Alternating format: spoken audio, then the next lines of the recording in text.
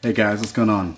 It's me, Tim Riddick, and I am here to show you some of the things that I've been up to during quarantine and since the state of Virginia has kind of opened back up.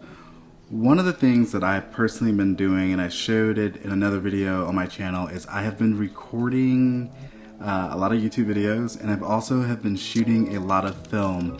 A lot of it is like backstock stuff that I have about 800 or some odd rolls of film that I just needed to shoot through. So because I can't shoot clients, it's not wise to shoot clients right now. I have instead been shooting a lot of personal work, photographing a lot of my kids, and I busted out my old Pacon scanner here, which is this wonderful, awesome film scanner. And then I went to B&H and I bought all the chemicals and everything I needed to develop at home.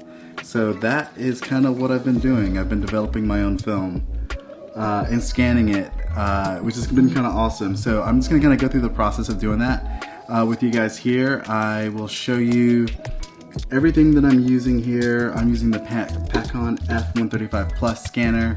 I bought this probably about 6 years ago from Joshua Gull, another wonderful photographer based out of Tennessee. And you know, I haven't used it a ton. I used it a lot when I first got it, but I kind of dusted it off and kind of plugged it back in and got it working on my iMac Pro. And I'm just pretty excited about some of the stuff that I've come up with and some of the stuff that I've shot and that I've scanned. So this scanner used to go for about $400. Maybe about 10 years ago, and now you can't find them really for any cheaper on eBay than about $2,500 now. So I've been kind of like just sitting here on film gold because it's been packed away for probably about 3 years and I haven't really used it. But I sent it to AAA Imaging and they kind of cleaned it up and got everything working for me. So gigantic thumbs up to those guys. But yeah, let's go through the process of scanning here. Yeah, let's go ahead and do that. So one of the first things I do is I take, have to cut the leader off. It just makes it a little easier to scan your film here in the Pacon. So I take the leader off, throw that away, and then we're gonna go to our screen here, and you guys are gonna kind of see. We're gonna hit new. We're gonna hit scan a roll. We're gonna go black and white. We're gonna take the dust and scratch removal. It does something really wonky. The digital ice for black and white film, it does something really wonky to your images, so you definitely wanna make sure you click that off. We're gonna hit single 16 base, and then we're gonna hit okay. So this thing takes like a hot second to kind of warm up here, to kind of get going. And yeah, as soon as we get the go, which we can right now, we're just gonna kind of push our film through, kind of gently, and boom, it just kind of takes it in and does the rest of the work. So pretty much all I do here while I'm scanning my own film is I just kind of guide it and make sure, because every now and then the film will kind of slide up while it's being scanned. And when it comes through on the other side, like you're kind of seeing right here, if you can kind of see, yeah, you can kind of see right there kind of come through. I just make sure that it doesn't get caught on anything as it's kind of coming through. So it isn't one of those things that you can kind of just like, you can for the most part just leave it be. But every now and then I've had some film jam and I've had to rescan it. Not the end of the world, but if I can kind of prevent that, I like to prevent that. So yeah, so we're gonna go ahead and kind of let that do its thing here. And while I'm scanning, I want to give a huge shout out to the sponsor of my channel, Coyote Provisions. Coyote Provisions is an outdoor company based out of Vermont, and if you use the code TIM15, that's TIM15, at checkout, you can get 15% off of your entire order at coyoteprovisions.com. Huge shout out to those guys.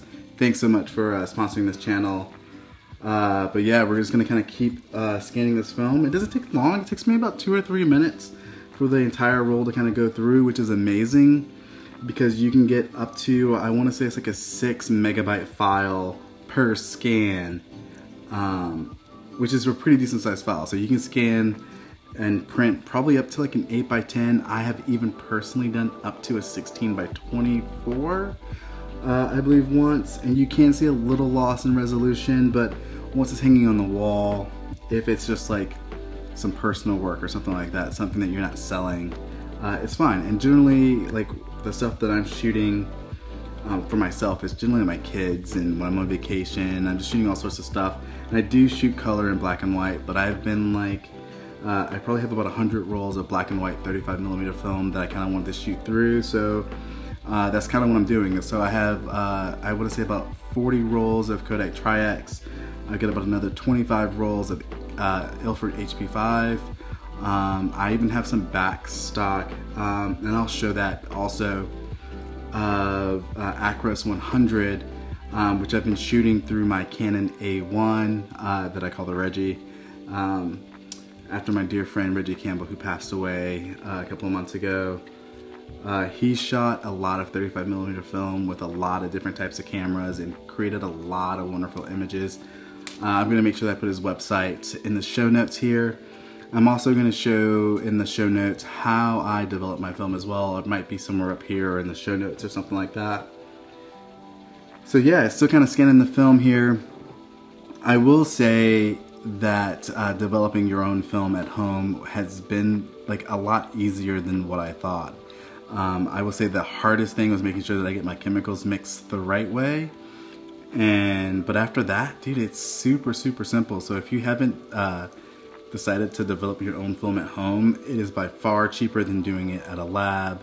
Now, the whole point of like getting lab scans is sometimes working with them so that way you don't have to edit your own stuff, your scans, when you get it back. I do know some people do. I prefer to get my scans the way that I want them, so literally all I'm doing is culling through them and then delivering them to clients, or showing my favorites and posting them onto my Instagram and stuff like that when I'm shooting personal work. But scanning at home is a little bit more work. I find it's a little bit more gratifying because you get the touch from the start to the end, from when you roll that roll of film in to when you're shooting, and you don't have to wait to get it back because you can just take it home, develop it yourself, and then if you have a scanner, scan it yourself, and then you know, you're getting your images right away, and that makes it like super exciting. But yeah, so that's it. That's kind of how I've been scanning some of my film here at home. If you like this video, please make sure to give a thumbs up. If you also, I would love if you subscribe to this channel and hit that little bell notifications, so that way you know when I drop a new video. Thank you so much for watching. I'm going to show you some of my home scans. I hope you guys love them. I hope you guys take care, and I hope you guys have a great week. Peace.